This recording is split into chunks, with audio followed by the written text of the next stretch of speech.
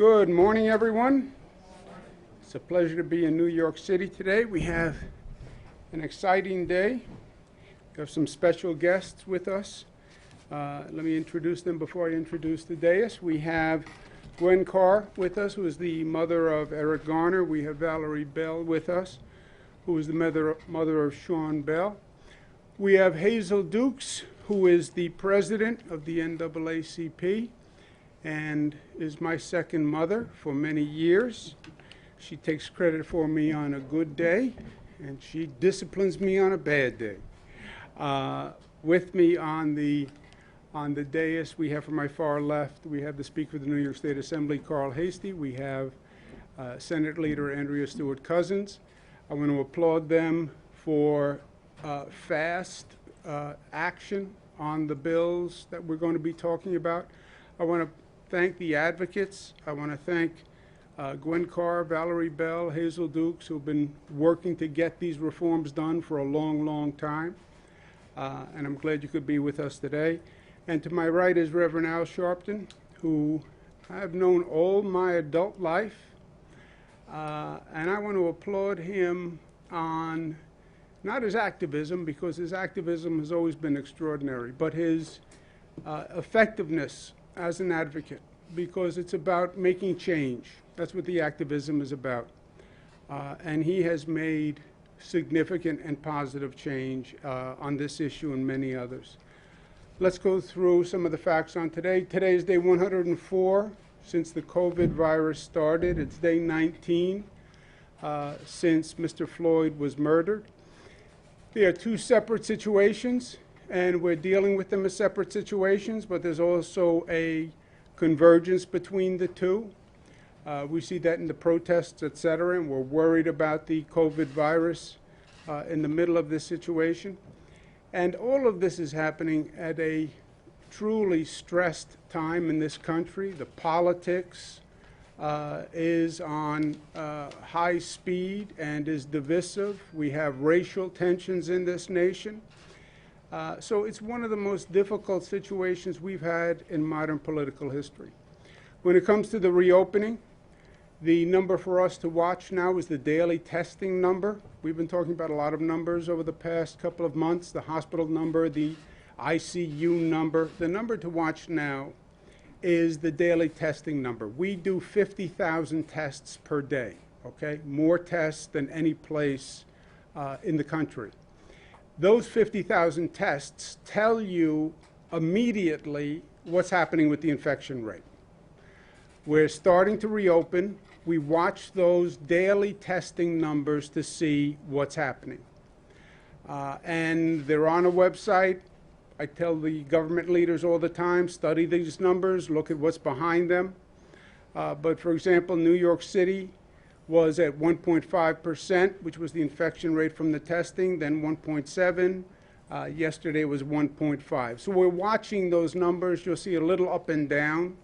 But if you see anything significant, then we would have to really take a deeper look.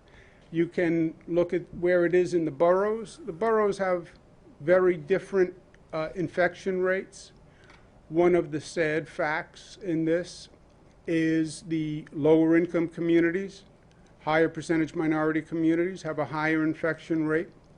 It's another symbol of the injustice in our society. They have less health care coverage. You see some zip codes in the outer boroughs twice the infection rate of the city. The city is about 19% infection rate. You have some zip codes up to 50% infection rate. So we're paying special attention to those. Number of lives lost is 42 yesterday. You see the overall trend on this is down, and the numbers are probably at such a low level that I don't know they'll drop much more than where we are. But this is also a far way from where we've come. We wish all the families who lost loved ones that they find peace, and we'll remember them in our prayers. You can see the journey over the past 100 days. We went right up the mountain. The number increased quickly. and then it took us a long time to come down. But where we are today is a pivotal point in this entire situation with the coronavirus. You see states all across the nation where the infection rate is going up dramatically. You have states now that reopened that are scaling back their reopening. That's how bad the spikes are.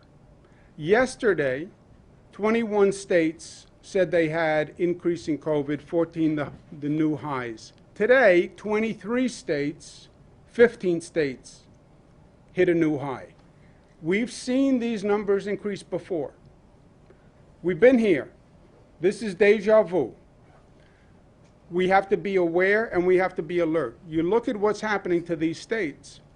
They reopen and then the number goes up, which is common sense on one level. The number came down because you closed everything down. When you reopen and you increase activity, don't be surprised when the infection rate goes up. Unless you were very smart and disciplined about the way you reopened. That is the whole difference here. But the states that are having trouble reopened, and everybody wanted to reopen fast. There were protests, there was reopen fast, everything is fine. I had one person on the street tell me, I can't see the virus. Can you see the virus? There is no virus. I mean, people had all sorts of theories. States that have reopened too quickly or uncontrolled are now starting to close down. So, we are the exact opposite. Since we've reopened, the number has continued to go down. Believe it or not, we reopen, it continues to go down because we've been disciplined in our reopening. And that's what we have to continue to do. This is a website where the founders of Instagram now track the rate of transmission of states across the nation. New York State, the lowest rate of transmission, meaning the virus is spreading at the lowest rate in the state of New York, of every state in America. That is incredible. We were the #1 state in terms of infection. #1 in the nation. #1 on the globe per capita. And now we're the last state in terms of rate of transmission. That is because New Yorkers stepped up. They were smart. They were disciplined. They did what they had to do. And we have to stay there. We have to stay there. Now is no time to forget what got us here. We have to stay smart. On the civil unrest, I said from day one that I stand with the protesters. I believe this is the moment to put forth a real federal reform justice agenda. Yes, we have to do criminal justice. Yes, we have to do police. The injustices are more fundamental than that, in truth. Let's talk about education equality, because we have two education systems, one for the rich and one for the poor, and that is true. And you want to talk about justice, opportunity for all. Why does one child who happens to be born to a poor family have a second-rate education to children who are born in wealthier communities? Why do you still have child poverty in this nation? How do you justify that? The affordable housing need is all across the country because the federal government went out of the affordable housing business. I was the former housing secretary for the federal government. It was the one responsibility the federal government used to undertake. It was never states and cities. Public housing was federal. Section 8 certificates were federal. Section 8 project-based was federal. Federal Housing Administration, FHA, that was federal. They just ended that business. And then you wonder why we have an affordable housing crisis. And criminal justice reform should be done on a national level. And the House has been very aggressive on reform, the Congress, and I applaud them for it. But New York State is the progressive capital. We never sit back and say just what the nation should do. We show the nation what it should do. We lead by example. And we lead by getting it done. We are a state of action. And that's us at our best. A great member of the New York State Assembly, who then went on to the Congress, a great pioneer, Shirley Chisholm. You don't make progress by standing on the sidelines. You make progress by implementing ideas, getting things done, action, results, not just talking, not just advocating, but actually articulating your ideas and then getting action done so you change reality for people. We've gotten to a place where people think talking is enough. Talking is not enough. Being angry is not enough. Being emotional is not enough. How do you transition that to action and change and results? And that's what we're doing here today.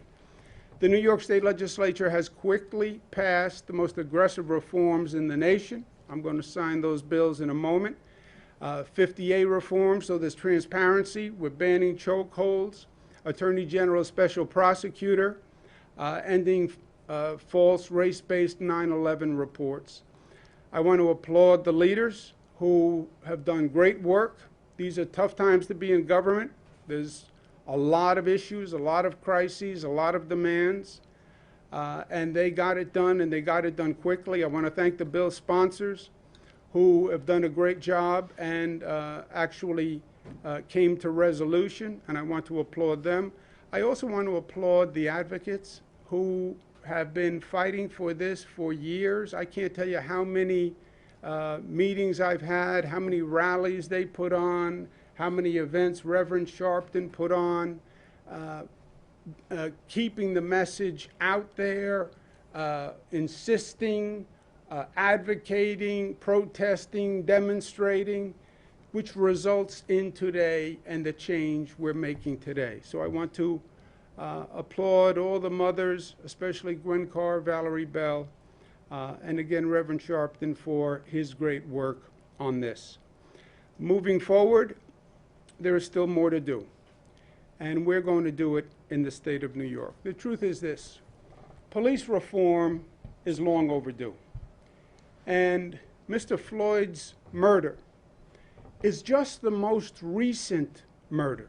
This is not just about Mr. Floyd's murder. It's about being here before, many, many times before. It is about a long list that has been all across this country that always makes the same point: injustice against minorities in America by the criminal justice system. And today is about enough is enough. It's about Fannie Lou Hamer. I'm sick and tired of being sick and tired. How many times do you have to see the same case before you do something? How many times? This was Eric Garner. This was Abner Louima. It was Amadou Diallo. Same case over and over and over, and still no change. And Mr. Floyd's murder, God bless this country for standing up and saying enough is enough. I respect them. But it goes back, certainly to Rodney King in modern times. And the truth is, it goes back to Dr. Martin Luther King, 1968. It is systemic discrimination and injustice in this nation. That's what it is. That's what today is about. And the answer, there is no quick fix to this. There is no, well, stop tear gas. Well, change the uniforms. That's not what this is about, my friends. And it would be a mistake if we went down that path. This is systemic reform of police departments. This is sitting down and taking a look at exactly what they do and have been doing and looking at it through a new lens of reform and reinvention. Because this has been 40, 50 years in the making. Providing police with military equipment, increasing the number of police, goes back to the 90s and the crime bills. looking at the population explosion in our prisons. This was a long time coming. And this is not about a press release that's going to solve it. The way we really solve this is we say to every police agency in this state, I believe it should happen in the nation, sit down at the table with the local community, address these issues, get to the root of these issues, get a plan, pass that plan by your local government, and if you don't, you're not going to get any additional state funds, period. We're not going to fund police agencies in this state that do not look at what has been happening, come to terms with it, and reform themselves. We're not going to be, as a state government, subsidizing improper police tactics. We're not doing it. And this is how we're going to do it. I'm going to sign an executive order today. We'll require local governments and police departments all across the state, about 500, to develop a plan that reinvents and modernizes police strategies and programs in their community. They must formulate a plan. They have to address the use of force by police officers, crowd management, community policing, bias awareness, de-escalation, restorative justice, community-based outreach. They have to have a transparent citizen complaint disposition procedure.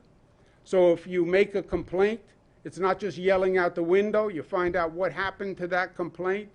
They should talk about appropriate equipment, what's not appropriate equipment, and any other issue that that community believes is relevant. That discussion has to happen with the community participants in the room. That plan then has to be enacted into local law. Every city, every county, it has to be done by April 1. If it's not done by April 1, and if it's not passed, they're not going to be eligible for state funding, period. And look, it's simple. This is something that has to be done anyway, because what we know is certainly true, is there is no trust between the community and the police. That's what the protests have said. There's no trust. And if there is no trust, the relationship doesn't work. If there's no trust, the police can't effectively police. If there's no trust, the community is not going to allow the police to police. And there is no trust, or there is a breach of the trust, and that has to be restored and repaired. And the only way to do it is to get in a room, get to the table, let everyone say their piece, and let's figure it out community by community all across this state. It will be statewide.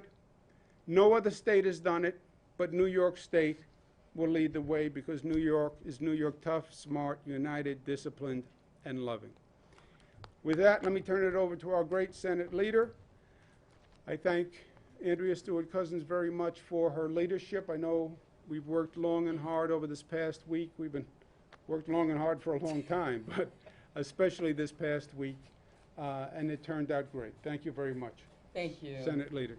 Thank you so much, Governor, and thank you for your leadership. I'm certainly so happy to be here at this moment, at this historic moment, and to share this with my colleague and partner in the Assembly's Speaker Hastie, and certainly to be always in the presence of Reverend Sharpton, who, you know, is an icon for all of us in this movement, as is everybody's mother, Hazel Dukes, who has been so clear in so many ways, and obviously in the presence of Valerie Bell and Gwen Carr. Thank you for being brave and strong. You know, we are at a moment of reckoning, there's no question about it. And I am just so thankful that I have a historic role at this moment. I have an opportunity of leading 40 Senate Democrats who unanimously decided this was the time. You know, many of my colleagues will sit and stand on the floor, and certainly colleagues who are younger, and they'll talk about the hip hop and give verses. For me, I remember in 1999 when Bruce Springsteen, you know, the working class hero, did 41 shots, American Skin. When that happened in 1999, I thought that that was the moment where people outside of black and brown communities were finally going to get the message that bad things were happening. And that refrain, you can get killed just for living in your American skin, I thought would ring a note. But it didn't. And that was right around Amadou Diallo, is why he did that. And so here we are. After the horrific murder of George Floyd, we finally got it. But every parent, every mother who looks like me understood that scary notion with our kids, with our husbands, with our brothers. I got that call when my youngest son was only 18 years old. And he was, quote unquote, on the wrong side of the town. He was stopped, he was frisked. The next thing I know, after we're out of the police station, we're in the emergency room because he's had a fractured nose. Thank God I was able to bring him home. I ache for Gwen, Valerie. I understood that. And I want to be clear, you know, obviously every police officer is not a bad police officer. My brother Bobby was a police officer. He was a transit officer. He worked for New York City Transit. He went in there because he wanted to help his community. He spent about 6 years there. He was 24. He was he is a Marine, a Vietnam vet, went into the police department and came out within 6 years because he was convinced that the department, that the system was designed so that every young black man would have a record. He knew he was a good cop, he worked with the good cops, but he couldn't change that. And he knew the system couldn't change itself. And so here we are. We know this isn't a cure, as the governor said. We know that this is the beginning, but it's a move to bring justice to a system that has long been unjust. And again, I thank you for being a partner, for making sure that we take to heart this moment that has taken too long to come to. And I thank all of the people in the streets and the leadership of the families to make this happen. So thank you, Governor. Thank you. Thank you, Senator Leader. And you're exactly right. It's good to be part of the solution. And I'm proud of New York, and I'm proud of what we've done together. Speaker Carl Heastie, pleasure to be with you, my friend. Thank you, Governor. And let me first thank everyone here for being part of this historic moment. But it's a moment I wish that we've never had to deal with. And, you know, when I was first elected Speaker of the Assembly on February 3rd, 2015, I had said that of all of the great things that, you know, I would be a part of, and working with the governor and working with Leader Cousins, that nothing would mean more to me, and that I felt my legacy and who I was as Speaker of the Assembly would mean nothing to me if we didn't make these systemic changes in how communities of color were policed and judged, and here we are. So I really want to thank the advocates. I know we have two of the mothers here, but I want to thank all of the mothers who are in here with us, and I want to point one out in particular, Constance Graham, who is the mother, Constance Malcolm, who's the mother of Ramali Graham, who is, you know, is a constituent of mine. I've gotten very close to her. I was there with her and her family throughout the entire time. And I was recently asked on an interview, you know, why now? Why did it happen now? with George Floyd. As Leader Cousins said, we thought every time it happened when it was Amadou Diallo, it was time. When it happened with Anthony Baez, we thought it was time. When it happened with Eric Garner, we thought it was time. When it happened with Sean Bell, we thought it was time. When it happened with Ramali Graham, we thought it was time. But for some reason, I think what people viewed, I think it just touched a nerve on every person, because it wasn't just a people of color issue. It wasn't just the families. I think watching a man being suffocated by strangulation, crying for his deceased mother, I think struck a nerve. And for us, even in the assembly, I actually thought that the bill was going to be Democrat versus Republican. We have many, many Republicans voting for these bills, because I think the entire world has just said enough is enough is enough is enough. How much more bloodshed had to happen for the consciousness and the heart of this nation to finally open up and say, we need to do better and we need to be better. And I think that moment has come, but it doesn't just end there. There's still many other issues of systemic injustice and systemic racism that people of color have to deal with, whether it's education, health disparities. And these are all things that we have to continue as government to be a part of. Government is supposed to be problem solvers.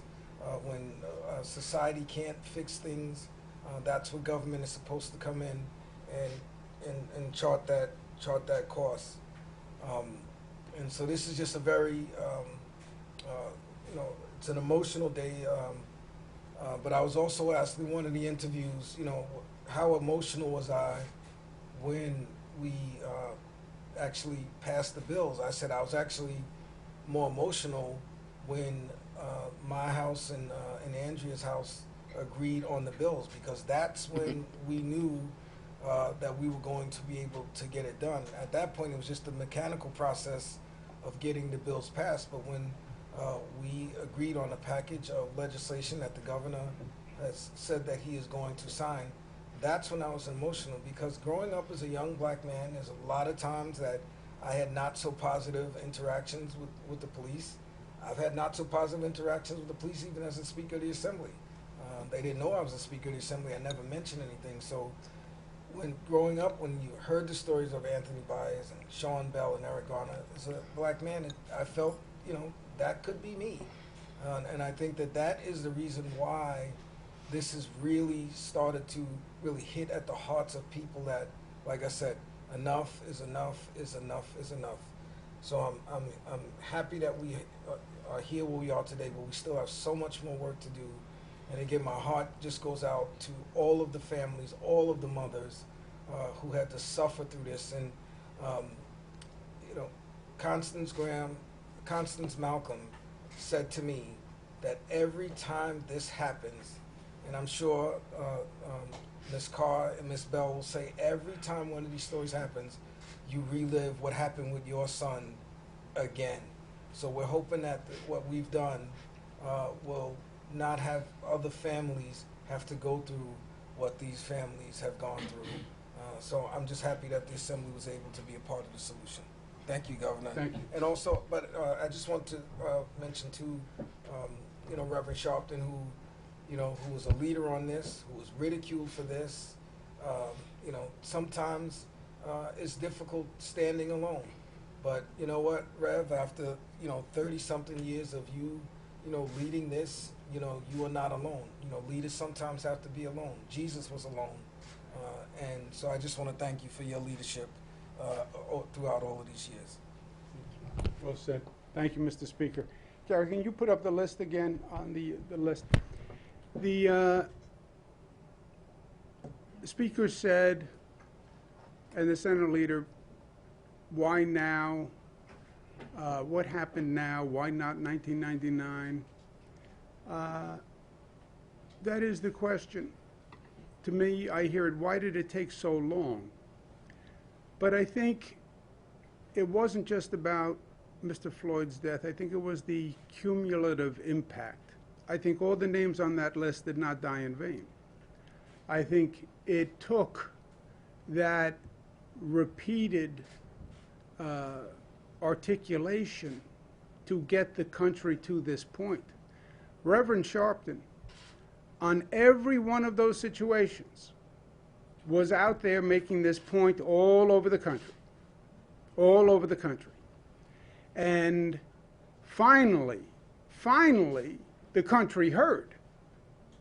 But the reason we're here today, make no mistake, is because Reverend Sharpton and good people across this country were out there making the point every time, over and over and over again. So Eric Garner did not die in vain. Sean Bell did not die in vain. It took a number of lives, unfortunately. It took a number of injustices, unfortunately.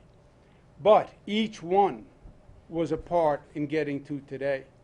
And it was Reverend Sharpton standing up and making sure the people of this nation heard every time every injustice happened. And that Reverend, is a special ability, a special contribution. And you have been there year after year after year, and we all respect your effort. We thank you for what you've done. We thank you for your voice, which the nation has heard, this state has heard, and not only did we hear you, we're going to make a difference, and this state is going to make a difference, and I believe it's going to be a difference that's going to resonate all across the nation. Because what we're doing here, making every police agency come to the table with the community, that should be done in every police agency in this country. Together we'll make it happen. Reverend Sharpton. Thank you, Governor, and thank you to the Speaker and the Senate Majority Leader. Let me first say this is a great day for advocates. And though I appreciate the Speaker's words, but as I stood on many of these marches and protests, there were many that will never sit next to the governor that marched, many that will never have their names called. And it's a great day for them, advocacy groups that are not as known as National Action Network, but advocated anyway. So I sit here for them as well. Some of us may not even get along, but it's a victory for all of us. And we must monitor to make sure that it's done. I'm glad that Hazel Dukes is here, who is going to jail with me in some of the protests around this issue. And I'm most glad for the mothers who, no matter what we do, will always have an empty seat at the family dinner table and the holidays. I talk to the mothers every holiday. I spoke at Ramali Graham's funeral. I did the eulogy. I did the eulogy at Gwen Carr's son's funeral, Eric Garner. I spoke at Sean Bell's funeral, as I did this week at George Floyd's funeral. So I've gotten to know their pain. I don't just lead the protest, but I work with the families, and it is not an issue to them. And I'm glad that we see what we see. I joined the civil rights movement as a teenager. I grew up a boy preacher in Brooklyn. When I was 13, I became part of Dr. King's branch here. We were told you start with demonstration to lead to legislation, then reconciliation. Without the legislation, the demonstration is just an exercise. We work out every morning, the governor and I. This is not exercise. It is to change things. And by signing these bills is bringing about the change. What made Dr. King's movement effective was there was a John Kennedy or Lyndon Johnson or Hubert Humphrey that legislated is doing today, and what this Assembly Speaker and this Majority Leader in the Senate is doing is legislating what we demonstrated about. We will monitor it and make sure that it is enforced, but we had nothing to enforce, which is why we had to keep going. These bills mean some substantive change so that we won't be sitting here going over this after the next funeral and after the next situation. Let me also say, though, about this governor. to give the executive order that he has given. Let us be very clear. There's no governor in this country that has said what he said this morning. And he and I debate sometime, but he has, in many ways, done things that even I did not expect. To say that every mayor must come up with a plan along these areas, or they would withhold state money, is a model for where we ought to be dealing with 21st century civil rights in this country. Make no mistake, this is a new level that all other 49 governors ought to look at. Because to say that I want to see mayors deal with this and I want to see city councils deal with this is one thing. But to say we're going to hold funds means that he means it. I'm not surprised, because let me explain, even though he and I have debated on different things throughout the years, 20 years ago, when I called a march in Washington on the anniversary of the March on Washington, and Mrs. Coretta Scott King presided over that march, the widow of Martin Luther King, the only member of President Clinton's cabinet that would come to the march was Andrew Cuomo. And he stood with me when I was much fatter and much more controversial. Don't laugh, Andrew, we're on television. So he has stood with us when it was not politically wise to stand with us. As Martin III and I are doing a march this August 28th, Andrew Cuomo and I and Andrew have talked, and Martin Luther King III has come here for Andrew. He has been on these issues when he was Attorney General, when he was a cabinet member, and now is governor. But he has raised the bar on how we deal with policing with this executive order. So I was very happy to come to be part of watching him sign these laws that these mothers and these advocates and many further to the left than me would appreciate. But I am beyond happy to be here when I heard the executive order, because now not only have we made an announcement, Andrew Cuomo has raised the bar. And I hope every governor in this country will be asked today whether or not they're going to do what he just did. Somebody has to raise the bar. Then we can say to the Floyd family and others that you really have seen a new day and we've turned a new way in this country. And I think that he has done that. And Andrew Cuomo knows that when I don't think he did whatever, I will tell him he has gone beyond even my expectations. So enjoy these few minutes, because but I think this is a great day. Thank you. Thank you very much, Reverend. Thank you so much. And really, you're right. We do go back a long time. But I tell you, my friend, today is because of you and your activism and all those years. And finally, the people of this nation heard. So God bless you. I'm going to sign the bill in this new socially distant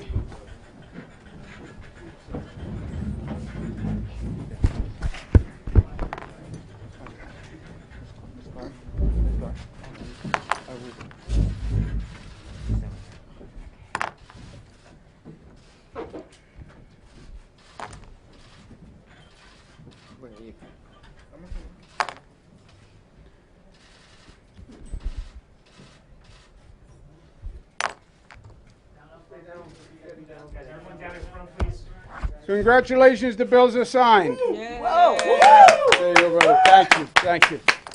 Okay, Proud Mama. day, son. Thank you, darling. Thank you, Mama. Thank you. Thank you. Keep work going.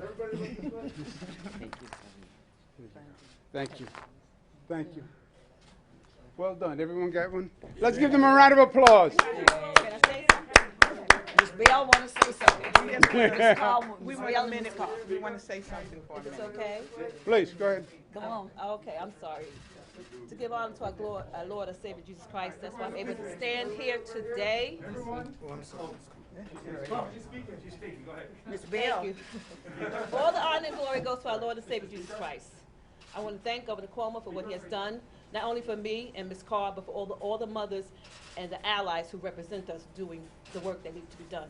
We wrote a vision, we had the voice, and the victory is won. To our allies, Justice Committee, CPR, and all others who stood with us, right. I want to thank you all and continue the work that you've been doing to make this a better place. Thank you so much. God bless. Thank you very much. Thank you all very much. Thank you. My sentiments exactly what Valerie just said, and I appreciate the governor, the speaker, the majority leader, Reverend Sharpton, all who made this possible, all the committee leaders, the CPR, the Justice Committee, everyone who helped on this campaign. It was a long time coming, but it came, and thank you all very much. Thank you so much. Thank you. Thank you. Thank you for being here. Thank you. Thank you for the kindness, brother. Thank you.